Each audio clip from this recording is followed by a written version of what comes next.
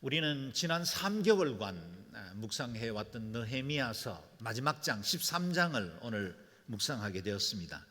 지난주일 말씀을 잠시 돌아봅니다. 유다 백성들은 혈통으로 맺어진 공동체가 아니라 언약의 공동체로 정체성을 새롭게 하는 귀한 부흥의 시간을 가졌습니다. 말씀으로 돌아갔습니다. 그리고 자신들이 실천해야 할 7가지 행동 강령을 정했고 그것에 언약을 맺고 지키기로 맹세하게 되었습니다. 지난주에 우리가 묵상했던 이 7가지 행동 강령은 곧 오늘 우리 시대에도 다시 예배 공동체를 회복해야 하고 더 깊이 하나님을 사랑하고 우리 영적 갱신을 이루어야 하는 우리에게 주신 7 메시지가 되기도 했습니다. 도표로 정리한 것 보시면 좀 더 이해가 빠르겠습니다. 그들은 이방인과의 통혼을 금하기로 했습니다. 그것은 오늘 세속과 타협하지 않는 구별된 삶으로 우리를 도전합니다. 그들은 안식일을 철저히 지키기로 했습니다. 오늘 우리에게도 예배하는 일에 우선순위를 두어야 합니다. 그들은 안식년 제도를 지키기로 결정합니다. 창조 질서 보전과 교회의 사회적 책임을 감당하는 일에 힘써야 합니다. 그들은 성전의 모든 필요들을 채우기로 합니다. 이 땅에 위기를 맞은 교회들, 연약한 군소교회들을 돌보는 일에도 우리가 마음을 가져야 합니다. 5번째, 제사에 필요한 물품을 담당합니다. 그것은 우리가 예배를 위해서 봉사하고 헌신해야 한다는 것을 의미합니다. 소산의 첫 열매를 드리기로 결정했습니다. 오늘 우리도 삶의 첫 자리는 언제나 하나님께로 두는 믿음의 우선순위를 두어야 하기로 결정해야 합니다. 마지막 7번째, 11조를 드리기로 결정합니다. 오늘 우리도 재물의 청지기로서 11조 삶에 힘을 쏟아야 합니다. 이들이 갱신하고 언약을 새롭게 한 것은 전혀 새로운 사건이 아닙니다. 이미 율법에 기록된 것들입니다. 이미 선조들에게 주님께서 말씀 주시기를 이 말씀을 지키면 복을 받을 것이요 이 말씀을 어기면 저주받을 것이라는 하나님의 분명한 두 길이 제시되고 있었는데 이전에 그들이 제대로 지키지 못해서 이같이 이방의 종노릇하게 되고 포로로 끌려가게 되고 성이 황폐되는 그런 안타까운 일들을 겪게 되었다는 겁니다. 그리고 그들은 이제 돌아오기로 결정했습니다. 그것이 언약에 대한 맹세였습니다. 그렇다면 이제 유다 공동체는 온전한 신앙 공동체로 회복되었습니까? 안타깝게도 그렇지를 못했습니다. 영적 지도자의 부재가 있었던 시간에 그들은 너무나도 어처구니 없게 믿음의 결단이 흔들리고 말았고 옛 과거로 돌아가 버리고 말았다는 겁니다. 그래서 느헤미야는 12장 지난주일까지 말씀 묵상하는 것으로 마쳤다면 훨씬 더 은혜로운 해피엔딩이 될 수 있었겠다는 생각이 들 정도입니다. 그렇게 말씀을 지키기로 서약하고 맹세까지 했지만 그들은 어느새 말씀을 떠나 세속적인 옛 삶으로 되돌아가고 말았습니다. 그래서 마지막 장을 묵상하는 우리에게 남기는 메시지는 분명합니다. 개혁은 계속되어야 합니다. 개혁은 멈출 수 없습니다. 다시 이루어져야 합니다. 우리가 경험한 대로죠. 부흥에서 크게 은혜를 받았다고 해서 당장 훌륭한 크리스찬이 되지 않는 걸 우리는 경험했죠. 때로 여러 가지 세미나나 양육을 통해서 우리의 삶이 변화되었지만 그러나 이것이 삶 속에 구체화되는 데는 많은 시간들이 필요하고 철저히 자신을 다시 돌아보고 말씀으로 돌아가지 않으면 안 된다는 우리의 연약함을 다시 확인할 수 있는 시간들이 되었죠. 자, 그렇다면 그들은 어떻게 실패했고 다시 어떻게 회복해서 개혁을 이어갔는지를 묵상해 보겠습니다. 먼저 1절에서 3절 말씀을 다시 읽겠습니다. 시작. 그날 백성들이 듣는 앞에서 모세의 책을 큰 소리로 낭독했습니다. 그런데 거기에 암몬 사람과 모압 사람은 영원히 하나님의 회중에 들지 못한다는 기록이 나왔습니다. 그들이 빵과 물을 줘 이스라엘 백성들을 반기기는커녕 오히려 발람을 매수해 그들을 저주하게 했기 때문입니다. 그러나 우리 하나님께서는 그 저주를 복으로 바꿔 주셨습니다. 이 율법을 들은 백성들은 이방 피가 섞인 사람들을 이스라엘에서 몰아냈습니다. 아멘. 1절에 기록된 이 그날은 12장에 있었던 예루살렘 성벽 봉헌식이 있었던 그날일 겁니다. 이어지는 부흥 개혁 계속해서 이어지고 있습니다. 그들이 신명기 말씀을 큰 소리로 낭독하던 중에 미처 생각하지도 못했던, 그러나 막연히 알고는 있었지만 그것이 현실 속에 적용시키지 못했던 한 가지 사실을 깨닫게 됩니다. 모압 사람과 암몬 사람들은 하나님의 회중 곧 언약 백성의 영원히 들어올 수 없다는 말씀이었습니다. 이 일은 역사적인 악연 때문이었지요. 이스라엘 백성들이 이집트에서 나와 출애굽 광야 40년을 거의 보낼 즈음에 마지막 약속의 땅으로 들어가기 전에는 모압 땅과 암몬 땅을 통과해야만 했습니다. 그런데 하나님께서 그 지경에 들어가기 전에 이스라엘 백성들에게 말씀하시기를 그들과 싸우거나 그들을 노략하지 말라고 말씀하십니다. 암몬과 모압은 롯의 두 딸에게서 태어난 민족들, 다시 말하면 아브라함의 같은 자손들이기 때문이었습니다. 그런데도 이 광야 생활에 지친 백성들에게 암몬과 모압 백성들이 같은 뿌리를 가진 이스라엘을 반겨 물과 빵을 공급해 주기는커녕 오히려 그들을 저주하고 선지자 발람을 매수해서 이스라엘 백성들을 무너뜨리려고 했던 겁니다. 이 또한 실패하자 모압 여인들을 통해서 이스라엘 남자들이 음란에 빠지게 하고 이스라엘 백성들에게 큰 저주, 화가 임하게 하는 일들을 만든 것입니다. 물론 우리 하나님은 발람의 저주를 막아 세우시고 오히려 축복의 말로 바꾸게 하셨지요. 그럼에도 불구하고 이 같은 역사적 악연 때문에 암몬과 모압 사람들은 여호와의 회중에 들어올 수 없다는 말씀이 신명기에 기록됐고 그 말씀을 읽게 된 것입니다. 읽으면서 깨닫고 보니 그들 마음속에 한 사람이 떠오른 것입니다. 이 같은 말씀에 해당되지 않는 것처럼 특혜를 누리고 있었던 한 사람이 그들 가까이에 있었죠. 그가 바로 암몬 사람 도비아였습니다. 4절 5절 말씀을 함께 읽겠습니다. 시작. 이 일이 있기 전에 우리 하나님의 집에 창고를 맡고 있던 제사장 엘리야십은 도비아와 가깝게 지내며 그에게 큰 방을 하나 내주었는데 그 방은 전에 곡식 제물과 유향과 성전의 물건을 두고 레위 사람들과 노래하는 사람들과 성전 문지기들을 위해 11조로 거둔 곡식과 새 포도주의 기름과 제사장들에게 주는 제물들을 두던 방이었습니다. 아멘. 등잔 밑이 어둡다고 했던가요?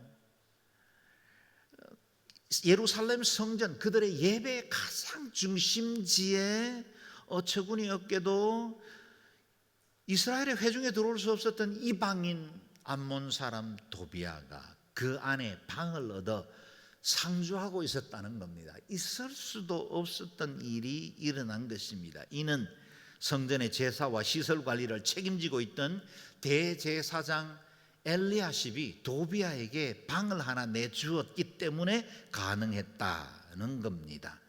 6장 강해 때도 언급되었지만 도비아는 암몬 사람이었지만 정략적 결혼으로 유대 상류층 사람들과 결혼 동맹을 맺고 스가냐의 사위가 되었고 그 아들도 유대인 아내를 얻어서 유력한 집안의 사돈이 되었습니다. 이런 인간관계를 통해서 그는 지속적으로 유다 공동체와 깊이 동맹을 맺고 있었다라는 겁니다. 도비아가 성전 안에 큰 방을 차지할 수 있었던 이유는 한 가지가 더 있었습니다. 28절 읽지는 않았지만 그 말씀에 보면 고개를 끄덕일 만한 또 다른 사연이 있었습니다. 그런데 대제사장 엘리야십의 아들인 요야다의 아들들 가운데 하나가 호른 사람 산발랏의 사위였습니다. 대제사장 엘리야십은 사마리아 총독이었던 산발랏의 딸을 며느리로 두고 있었다는 겁니다. 두 사람은 사돈 관계였습니다. 이전에 산발랏은 예루살렘 성벽이 재건되는 것을 지속적으로 방해하고 조롱하며 느헤미야를 괴롭혀 왔던 사마리아의 총독이었죠. 이 모든 계획이 수포로 돌아가자 이제는 도비야를 앞세워 지속적으로 방해해 왔던 겁니다. 그리고 마치 적진 깊숙이에 스파이 하나를 세워두듯이 도비야를 아마도 사돈과의 이야기를 통해 성전 깊숙이 한 방을 차지하고 거주하게 만든 것입니다. 산발락과 도비야가 누굽니까? 느헤미야가 성벽 재건 공사를 시작하기도 전부터 방해하고 조롱하고 위협하던 자들이었습니다.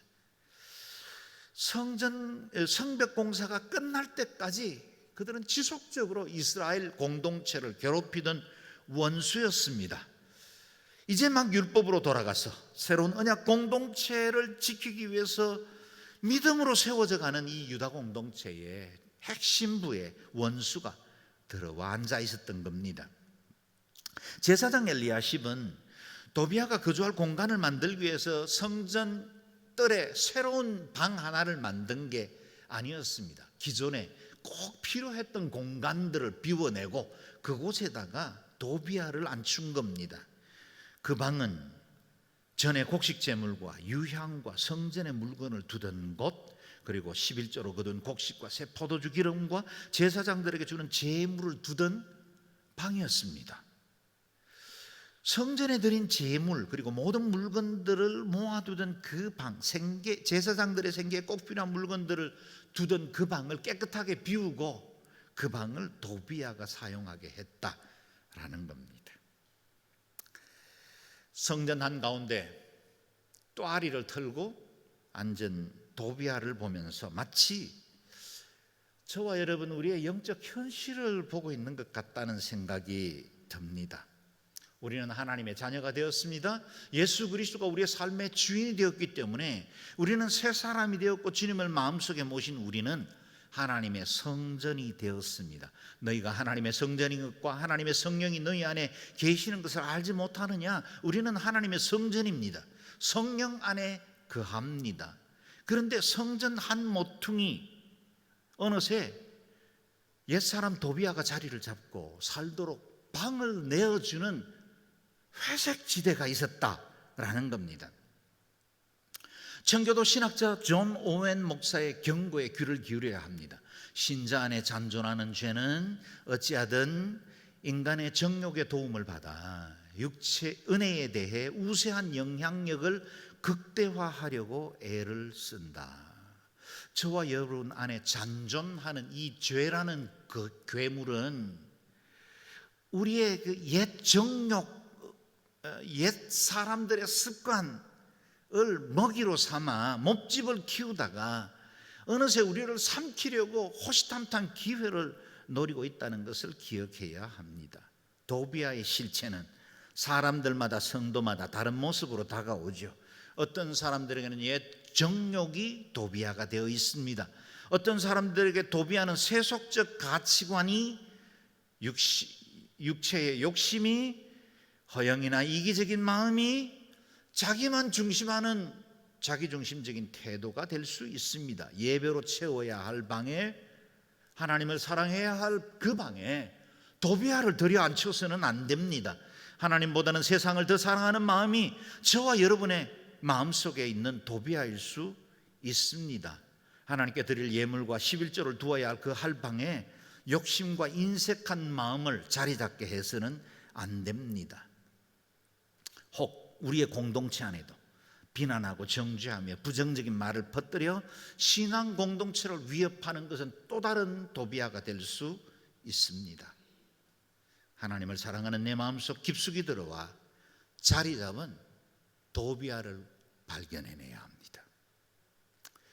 그렇다면 도비야가 틈타기 쉬운 환경은 어떤 것일까요? 6절 7절 말씀을 같이 읽어보겠습니다. 시작. 그러나 이 모든 일이 진행되고 있을 때 나는 예루살렘에 없었습니다. 바벨론 왕 아닥사스다 32년에 내가 왕에게 갔다가 며칠 후에 왕의 허락을 받고 다시 예루살렘으로 돌아왔던 것입니다. 그제야 나는 엘리야십이 도비아에게 하나님의 집들에 있는 방을 내준 그 어처구니 없는 소행을 알게 됐습니다.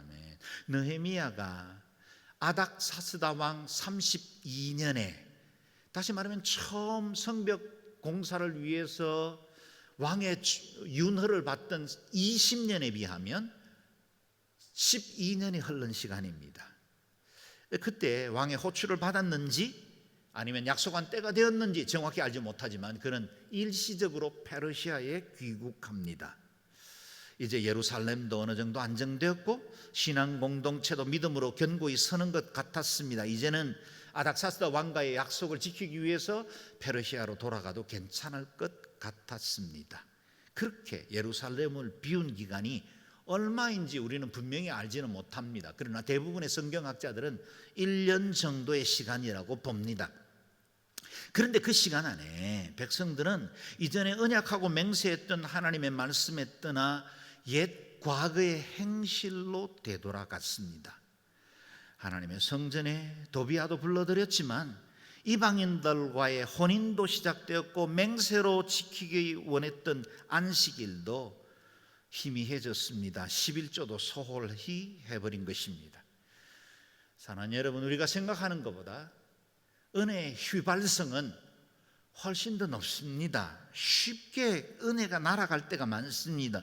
은혜의 유효기간이 그리 길지 않다는 것을 기억해야 합니다. 이전에 오랫동안 신앙생활을 해왔다 할지라도, 이전에 성령 충만하고 말씀으로 견고하게 섰던 시간들이 있다 할지라도 어느 날 내가 예배에서 소홀해지고 말씀 듣는 일에 점점 멀어지면 믿음도 약해지고 시험도 들고 마귀가 우리를 공격하고 틈타는 일들이 생긴다는 것입니다. 그만큼 내 옛사람의 죄가 얼마나 집요한지를 알아야 합니다. 마치 자전거를 타다가 페달을 밟지 않으면 얼마간은 추진력 때문에 갈 수 있지만 나중에 힘을 잃어버리면 금세 쓰러지는 것과 같습니다. 거룩한 열심이 멈추는 순간 우리의 믿음도 쓰러집니다. 지금 1.5단계로 올랐지만 2단계로 방역 지침을 올려야 되지 않는 논의가 활발하게 진행되기도 하고 있습니다. 조금만 느슨해지만 어느새 바이러스들이 사람들 속에 확산되기 시작합니다. 여러분, 죄의 바이러스도 마찬가지입니다. 우리가 영적 긴장을 놓치고 하나님 앞에 깨어있는 것을 잃어버리면 어느새 그 바이러스가 우리의 심령 가운데 우리의 육체를 공격하고 우리의 인생과 가정을 파괴하는 자리로 스며드는 것입니다. 그것이 우리가 경계해야 할 영적 바이러스 도비아입니다. 그러므로 죄의 환경에 노출된 채로 살아가야 하는 우리는 무균실에 살지 않고 늘 죄의 현실 속에 직면하여 투쟁하며 싸워야 하는 우리는 늘 하나님 앞에 성령의 방역을 계속해 가야 합니다. 우리 안에 말씀의 문지기를 세워야 합니다. 우리 속에 그 무엇보다 강력한 하나님의 능력으로 백신을 가져야만 이 죄의 세력으로부터 이겨나갈 수 있습니다. 느헤미야의 열심을 보십시오. 그는 다시 개혁의 깃발을 높이 듭니다. 실망하지 않았습니다. 쉽게 배반하고 넘어지는 유다 사람들 원망하지 않습니다. 그러나 그의 개혁은 더욱더 단호했고 더욱 강력했습니다. 8절 9절 읽겠습니다. 시작. 나는 너무 화가 나서 그 방에서 도비아의 모든 살림살이를 밖으로 내던지고는 방들을 정결하게 하라고 명령을 내리고 나서 하나님의 집에 기구들과 곡식 제물과 유향을 그 방에 다시 들여놓았습니다. 네. 느헤미야의 개혁은 두 개의 단어로 정리할 수 있겠습니다. 비웠습니다. 그리고 다시 채웠습니다. 먼저 그는 성전의 큰 방을 차지하고 있던 도비아의 모든 세간살이를 밖으로 내던졌습니다. 있어서는 안 될 것, 이곳에 머물러서는 안 될 것들 용납하지 않고 내버린 것입니다. 방을 비웠습니다. 그리고 그 방을 원래 지정된 목적 그대로 성전에 필요한 기구들과 제물들로 다시 채우기 시작한 것입니다. 신앙개혁이 무엇일까요? 비우는 것입니다. 채우는 것입니다. 우리의 믿음을 회방하고 걸림돌이 되는 것 내다버려야 합니다. 도비아의 살림살이처럼 밖으로 던질 때 아낌없이 과감하게 버려야 합니다. 죄와 싸우되 피 흘리기까지 싸워야 합니다. 단호해야 합니다. 그렇게 하지 않으면 온전한 영적 갱신을 이루기가 힘듭니다. 이전에 즐기던 세상의 유혹, 욕심 버려야 합니다. 내게 늘 걸림돌이 되던 못된 습관 있다면 때로는 단호하게, 때로는 무섭게 그것에 대해서 결정해야 합니다. 내 몸에 악성 종양이 자라나고 있는 것을 뻔히 알면서도 방치하면 그 종양이 자라날 겁니다. 전이 될 겁니다. 그리고 어느 날은 내 생명을 삼키려 될 겁니다. 수술이 고통스러워도 힘들어도 종양 제거해야죠. 또한 우리 육신의 종양도 제거하고 나면 음식도 가려 먹고 이전보다는 생활이 더 절제되지 않습니까? 이전에 좋던 것, 이전에 내가 기뻐하던 것 다 따라하면서 어떻게 영적 성장을 이룰 수 있겠습니까? 온전한 주의 제자로 살아가려면 때로는 단호해야 합니다. 때로는 거절해야 합니다. 때로는 갖다 버려야 합니다. 때로는 비워야 합니다. 우리 주님 말씀하셨죠. 누구든지 나를 따라오려거든 자기를 부인하고 자기 십자가를 지고 나를 따를 것이니라. 옛 정과 욕심으로 채워진 그 방, 그것을 비우고 우리 자신을 부인해야 온전히 십자가 지는 제자의 삶을 살 수가 있습니다. 성전에 자리 잡고 앉아있던 도비아를 축출한 느헤미야는 이제 다시 언약으로 돌아가기 위해 세 가지의 개혁을 시도합니다. 이 세 가지도 전혀 새로운 것이 아닙니다. 다시 본질로 돌아간 것입니다. 이미 10장에서 유다 공동체가 언약했던 것이고 지키겠다고 맹세했던 율법으로 돌아가기로 결정한 것입니다. 세 가지입니다. 첫 번째, 성전 예배를 회복하기로 했습니다. 10절에서 12절 말씀 같이 읽겠습니다. 시작.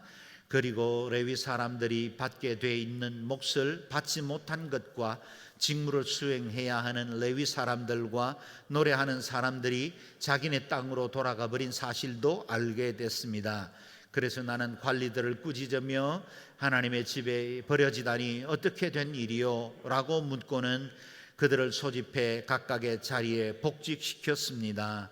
그러자 온 유다가 곡식과 새 포도주와 기름의 11조를 가져와 창고에 드렸습니다.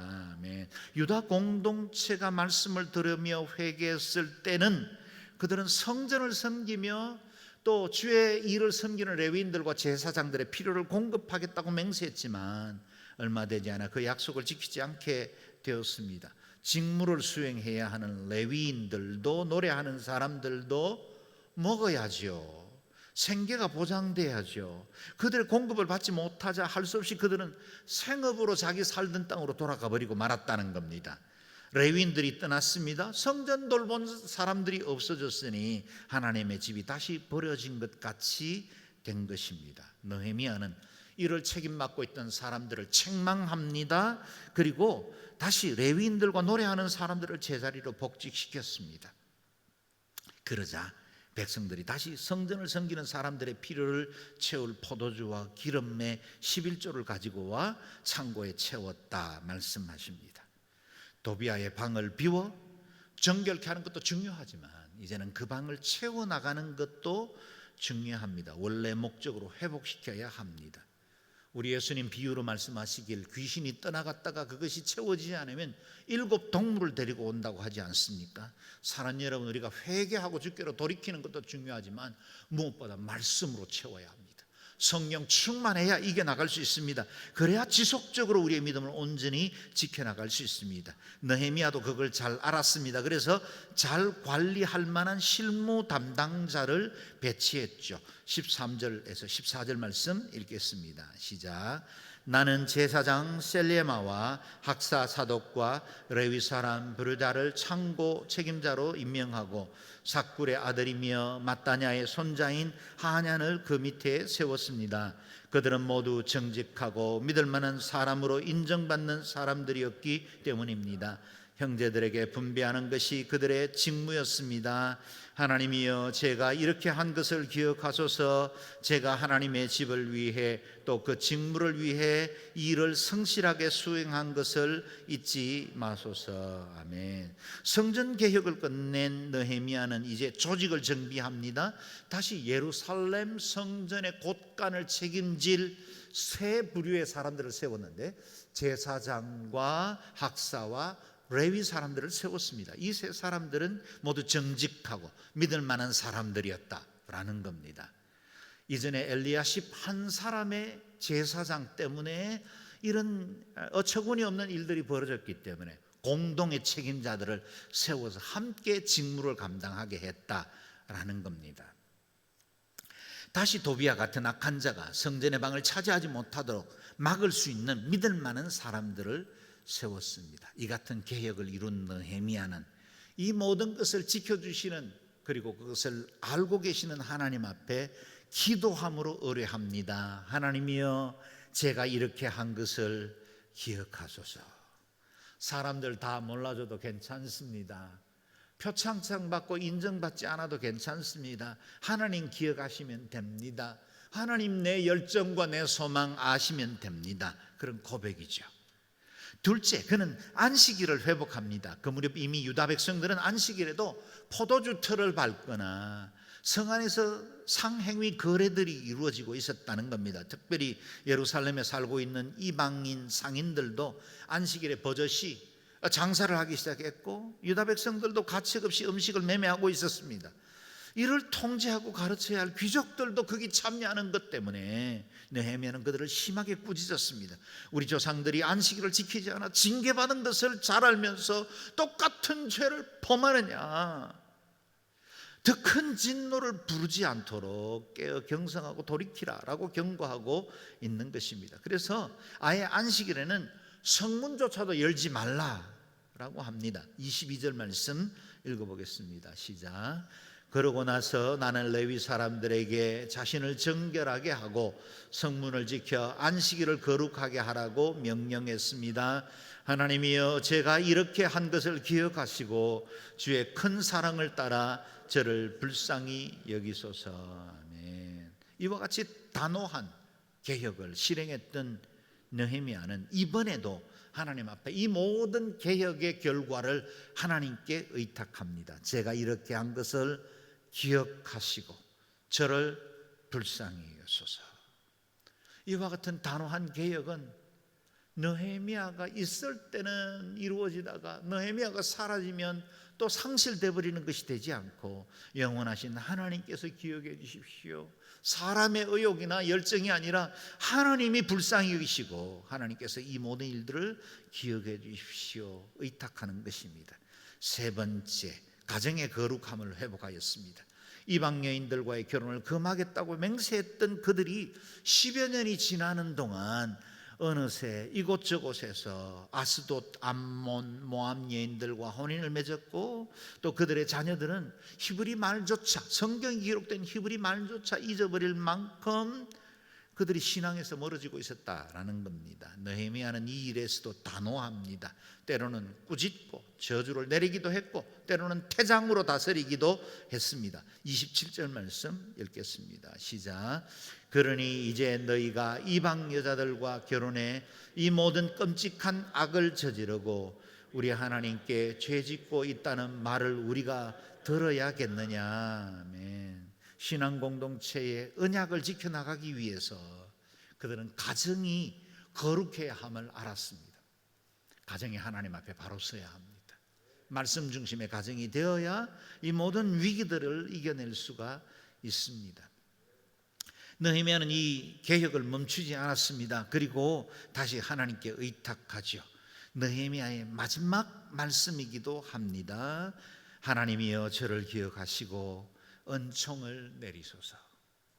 오늘도 개혁의 자리로 부름받은 저와 여러분이 고백해야 할 말씀이 아닐까요? 저와 함께 다시 읽으며 고백하겠습니다. 시작. 하나님이여, 저를 기억하시고 은총을 내리소서. 아멘. 느헤미야의 개혁은 돌아보면 세 가지로 정리할 수 있습니다. 첫 번째는 하나님 중심입니다. 두 번째, 말씀 중심입니다. 세 번째, 공동체 중심입니다. 그는 언제나 본질로 돌아가기 위해서 말씀 앞에 섰습니다. 하나님만이 온전한 유다 공동체 개혁을 이룰 수 있다고 믿었던 겁니다. 그리고 개인의 개혁으로 그치지 않고 가정의 개혁이 되어야 하고 또 유다 공동체 전체가 하나님 앞에 바로 서야 한다는 사실을 늘 기억하고 있었습니다. 만약 느헤미야의 14장이 기록되었다면 어쩌면 13장과 같이 또 다른 범죄와 함께 재차 개혁을 시도하는 느헤미야의 이야기가 기록되었을지도 모르겠습니다. 사랑하는 여러분, 저와 여러분, 우리도 느헤미야 14장의 시대를 살고 있습니다. 자주 도비아가 우리의 마음의 성전의 자리를 잡고 옛사람의 법으로 사로잡아 가려고 할 때가 많지요. 이전에 주를 사랑하고 고백하고 결단했던 것 무색할 만큼 너무나 작은 일에 넘어지기도 하고 작은 유혹 이기지 못한 채로 실패를 경험할 때도 있습니다. 지금 예배하는 우리, 주를 사랑하며 경배하는 이 자리까지 여전히 그 도비아는 우리의 마음 한켠에 살아있을 수 있습니다. 그러나 우리는 다시 일어설 수 있습니다. 넘어지더라도 다시 일어서면 됩니다. 실패하더라도 낙심하지 않으면 새로워질 수 있습니다. 우리의 연약함을 아시는 주님께서 우리의 심령을 새롭게 하시고 지속적으로 우리의 영적 방역을 새롭게 함으로 개혁하고 더 성장하고 변화되어 가기를 원하시고 계시는 것입니다. 그래서 우리에게 은혜 길을 여십니다. 은혜의 보좌를 열어주셔서 언제든지 주께로 돌아와 개혁의 자리로 다시 한번 갱신할 수 있는 자리로 우리를 불러주시는 것입니다. 히브리서 4장 너무나 유명한 말씀이죠. 읽으면서 우리 마음속에 다시 하나님을 견고하게 붙들 수 있기를 바랍니다. 시작. 그러므로 우리에게 큰 대제사장이 계시니 성천하시니 곧 하나님의 아들 예수시라. 우리가 믿는 도리를 굳게 잡을지어다. 우리에게 있는 대제사장은 우리의 연약함을 동정하지 못하실 리가 아니요 모든 일에 우리와 똑같이 시험을 받은 이르되 죄는 없으시니라. 그러므로 우리는 긍휼하심을 받고 때를 따라 돕는 은혜를 얻기 위하여 은혜의 보좌 앞에 담대히 나아갈 것이니라. 아멘. 언제든지 주님께 나아오십시오. 그리고 새롭게 되십시오. 말씀이 중심이 되어 하나님 앞에 영적 갱신을 이루므로 마지막 날 주님 앞에 서는 날 부끄러움 없이 설 수 있는 저와 여러분 되시기를 주의 이름으로 축원합니다. 또한 저와 여러분이 이 시대에 작은 느헤미야가 되어야 합니다. 교회 공동체를 새롭게 하는 일에, 우리가 섬기는 가정을 새롭게 하고 우리의 순들을 새롭게 하는 일에 쓰임받는 영적 개혁의 주도자가 되시기를 주의 이름으로 축원합니다. 아멘. 기도하겠습니다. 기도할 때 하나님 우리에게도 멈추지 않는 거룩한 열심을 허락해 주십시오. 우리도 말씀으로 다시 돌아오게 하시고 하나님 앞에 서서 우리의 모든 허물과 옛 정욕들, 도비아처럼 도사리고 있는 우리의 모든 악을 물리치고 그리스도를 더욱더 경외하고 주를 닮아가며 주를 사랑하는 저희들 되게 도와주옵소서. 우리 가정이 그와 같이 거룩해지기를 원합니다. 우리 양지원 누리교회가, 우리 온 누리교회 전 공동체가 이와 같이 하나님의 말씀 위에 바로 서기를 원합니다. 그래서 한국교회를 변화시키고 이 세대를 치유할 수 있는 공동체가 되게 도와주옵소서. 함께 합심하여 기도하겠습니다.